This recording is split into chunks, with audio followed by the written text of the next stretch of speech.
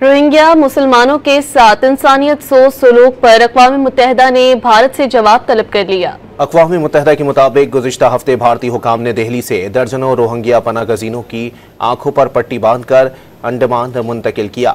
पनागज़ीनों को कश्ती के जरिए ज़बरदस्ती म्यांमार के एक जजीरे में उतारा गया।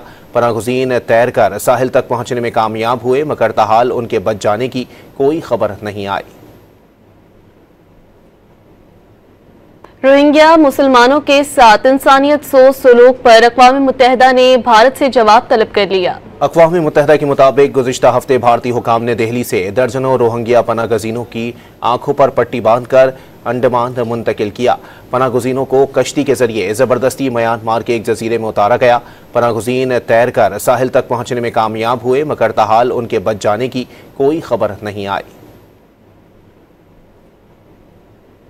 रोहिंग्या मुसलमानों के साथ इंसानियत सोच सलूक पर अक़वाम मुत्तहिदा ने भारत से जवाब तलब कर लिया। अक़वाम मुत्तहिदा के मुताबिक गुज़िश्ता हफ्ते भारतीय हुकाम ने दिल्ली से दर्जनों रोहिंग्या पनागज़ीनों की आंखों पर पट्टी बांधकर अंडमान मुंतकिल किया।